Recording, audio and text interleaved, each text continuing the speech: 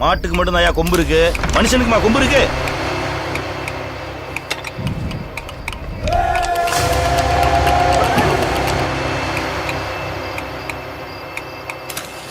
மாடு ஏறி நிக்கிறப்ப அதை எதிர்த்து நிக்கிற தைரியம் வேணும்.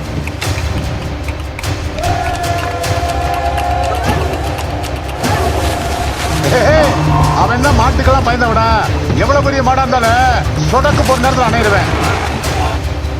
எல்லாம் நடக்கும் தெரிஞ்சா நான் அன்னைக்கே சொன்னேன், கண்ட பிள்ளைகளை ஜல்லிக்கட்டு சேர்க்க வேணாம். இத்தனை வருஷம் வட ஜல்லிக்கட்டுல என் காலையை எவனும் அணைய முடியல. அணைஞ்சு பாருன்னா ஆம்பளைங்களா?